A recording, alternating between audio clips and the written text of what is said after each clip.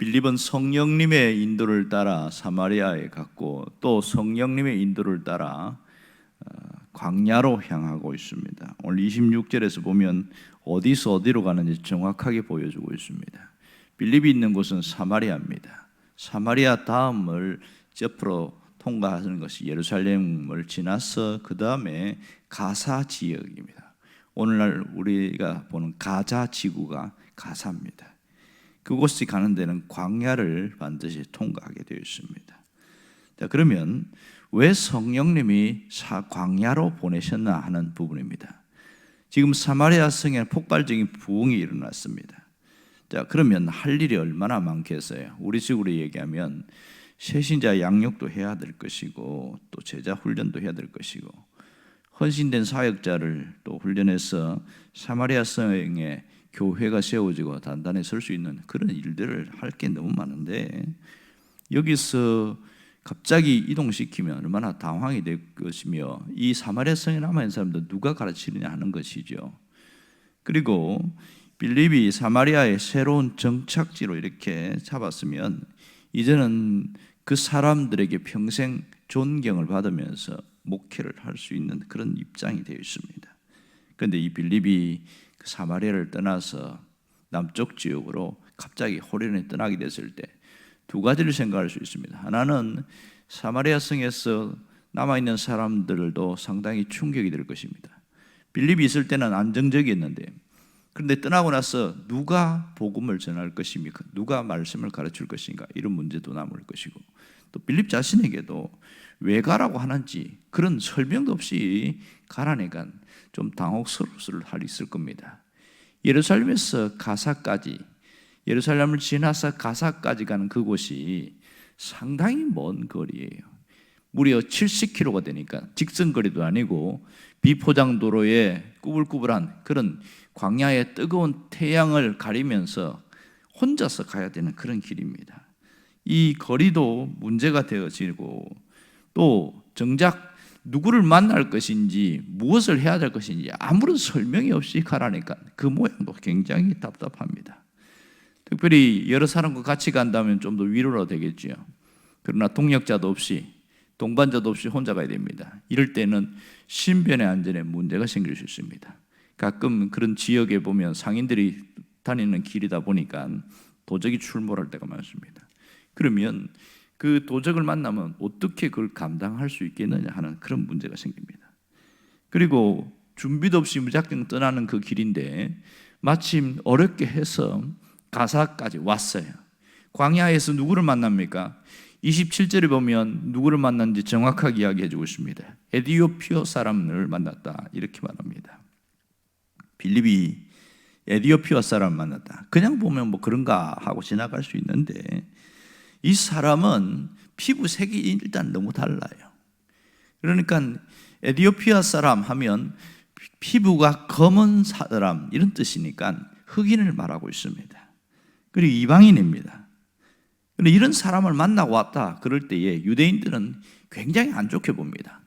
그러기에 자기의 이력의 오점이 될 수 있는 것이 이런 부분인데, 자, 빌립의 인생 행로를 따져보면 예수님을 만나서 좀 나아지는가 했는데 갈수록 나빠지고 있습니다. 예루살렘에서 대박해가 일어나서 사마리아로 갔어요.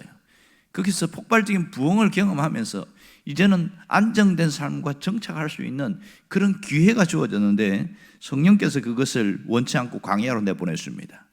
거기서 누구를 만나게 합니까? 전혀 예상하지 못한 사람, 유대인들의 관점이 봤을 때에 별 볼 일 없는 사람, 저런 사람을 만나겠다. 여러분 무슨 생각이 드십니까? 고생해서 왔더니 세상에 피부가 새카만 그 사람 한 사람을 만나겠다. 실망과 절망이 될 거예요. 왜 이런 상황에 놓이게 할 것인가? 여러분 뭔가 좋은 일이 생기고 특별히 아주 특별한 사람 뭐 그런 사람을 만나게 되면은 내가 저 사람을 만나게 된 거 보람이 있다 할 건데 상당히 실망스러운 그런 모습이 되는 것이요. 여러분 이런 상황에서 과연 기뻐할 수가 있을까요? 자, 빌립은 그러면 이때에 어떤 마음이었을까? 오늘 빌립의 마음을 볼 수 있는 것이 27절입니다. 27절의 앞에 보면 일어나 가서 보니 이랬습니다. 아마도 먼저 와 있었을 가능성이 있습니다. 그러다가 저 멀리서 오는 에티오피아 사람을 보게 된 것이죠. 그래서 일어나서 가까이 가서 보았다, 이런 뜻인데요. 이 본다는 말을 잘 봐야 됩니다. 헬라어를 보면 이 본다는 말은 단순히 생각 없이 보는 것이 아니라 뚫어지게 쳐다보았고, 보라, 이 말은 감탄사입니다. 우리말에는 보이지 않지만 헬라어 이두, 이 단어를 쓴 거 보면 우와, 이렇게 생각하는 감탄사를 쓰고 있습니다. 그러니까 여기서 빌립이 보는 것은 뭐냐면 이런 좌절된 상황에서 오히려 감탄을 하고 있습니다. 빌립은 기꺼이 성령의 인도하심에 순종해서 왔고, 저 한 사람을 만났을 때 왜 저런 사람을 만나게 하느냐고 하지 않고 반대의 행동을 보이고 있습니다. 감탄하고 있다는 것이 상당히 충격적입니다. 여기서 알 수 있는 것은 무엇입니까? 빌립이 어떤 마음, 어떤 관점으로 현실의 문제를 바라보았는지를 눈여겨봐야 됩니다. 세상적 관점으로 보면 점점 더 나빠지고 점점 절망적인 상황으로 보이지만 빌립은 그렇게 생각하지 않았다는 사실이죠. 아무것도 없는 광야에서 저주받은 내시, 구스 사람, 이런 사람을 만난 것에 대해서 굉장히 기쁘게 생각하고 있습니다. 보잘것없는 자신을 하나님이 사용하신 것에 기뻐했고, 이방인까지 자기에게 맡겨주신 주님의 은혜에 오히려 감탄사를 터뜨렸습니다.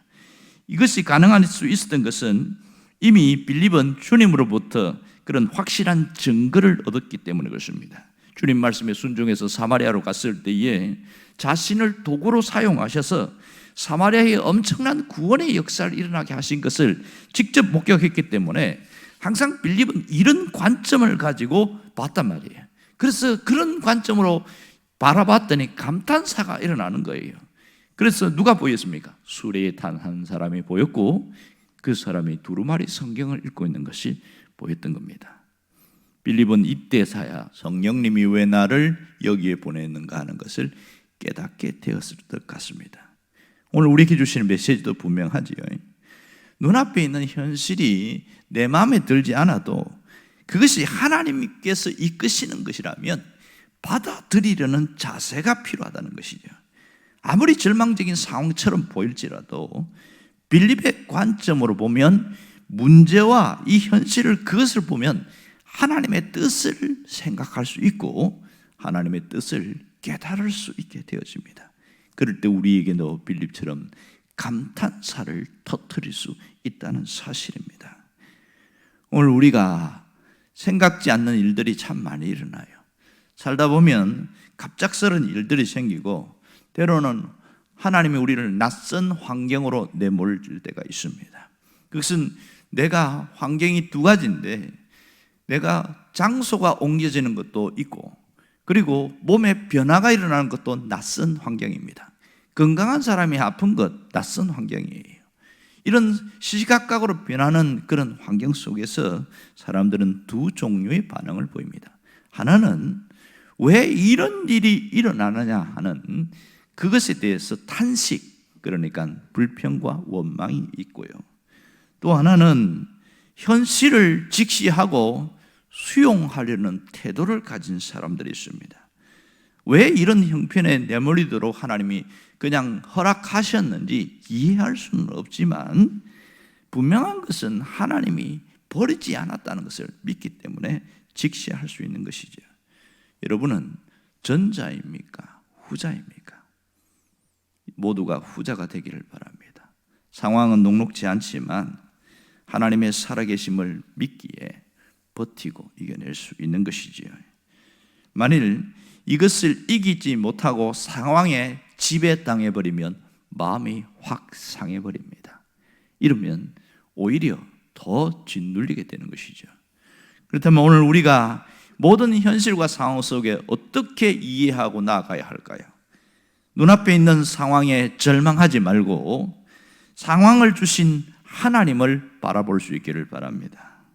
눈앞에 펼쳐진 상황에 무너지지 말고 그 상황을 허락하신 하나님의 섭리를 생각하십시오. 우리가 믿는 하나님은 천지를 창조하신 전능하신 하나님이십니다. 그분이 우리를 이끌 때 때로는 내 기대와 상황에 어긋나면서 흘러갈 때도 있습니다. 많은 사람들은 상황에 반응을 합니다. 그 반응이 절망이에요. 왜 절망할까요? 절망하는 것은 상황에만 집중하기 때문에 그렇습니다. 그 상황을 주신 하나님을 보려고 하지 않으면 절망하게 되었습니다. 분명한 것은 하나님이 우리와 함께 한다는 사실입니다. 우리가 계절의 변화를 민감하게 느끼지 못합니다. 그냥 겨울이 지나가는가 보다, 이제 봄이 오는구나 보다, 그런 정도로 알고 있습니다. 그러나 계절이 바뀐다고 해서 하나님이 안 계신 게 아니죠. 계절의 시시각각 변화 속에서도 하나님이 계신다는 걸 우리가 알고 있습니다. 목련꽃이 피고 벚꽃이 피어가는 것을 보면서 하나님이 함께 하심을 깨달을 수 있다면 이 사람은 하나님을 늘 의식하고 살아가는 사람을 할 수 있습니다. 똑같은 논리로 한번 보면 상황이 늘 변합니다. 그 변하는 상황 속에서 하나님이 우리를 버린 게 아니에요. 하나님이 그런 상황에도 함께 하고 있다는 것입니다. 내가 절망한다고 해서 하나님이 우리를 멀리 하지는 않습니다. 그러면 우리가 이 상황을 잘 견디고 이겨나가기만 해도 하나님의 역사를 볼 수가 있습니다. 그러므로 우리가 해야 될 일은 딱 한 가지입니다. 주어진 상황에 무너지지 않는 것이죠. 보이는 상황이 나를 힘들게 할지라도 예수 능력 붙들고 다시 일어나는 거예요. 지금 당장 하나님 역사하는 것처럼 보이지 않을지라도 주님을 신뢰하는 것이 대단히 중요합니다. 주어진 내 삶이 자꾸만 작게만 느껴질 할지라도 하나님만 바라볼 수 있기를 원합니다. 나를 택하신 주님만 의지할 수 있기를 간절히 바랍니다. 언젠가 지하철 타고 가니까 이 가방에 뭔가를 들고 있다가 여러분 제가 왜 왔는지 아십니까? 이러면서 딱 그렇게 일어나는데 가방에서 칫솔 하나를 딱 꺼내는 거예요. 그 세트에 이제 한 5개 1,000원이에요. 자, 이거 하나에 1,000원입니다. 이러면서 이분이 뭐라 그러냐면 여러분 오늘 제가 몇 자루나 팔 것 같습니까? 다 궁금하지요. 저도 모릅니다. 나중에 알려드리겠습니다. 그러면서 쭉 나눠주고 한 바퀴 돌고 왔고 자, 그래 조금 설명하더니 또 다시 이제 어떤 분은 이제 1,000원 내고 이렇게 받고 이렇게 하더라고요. 그러더니 오늘 4자루를 팔았습니다. 해봐야 4,000원이에요. 그 갖고 그 하루 가족들이 뭘 먹고 살겠어요?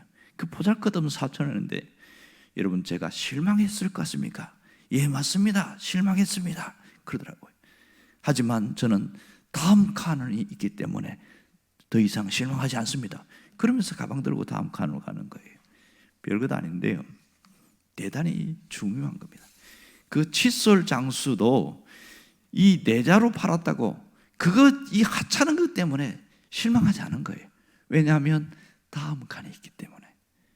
이 다음 칸에는 희망을 잃어버리지 않았다는 것이 굉장히 중요합니다. 오늘 우리는 보이지 않는 하나님이 우리와 함께 하십니다.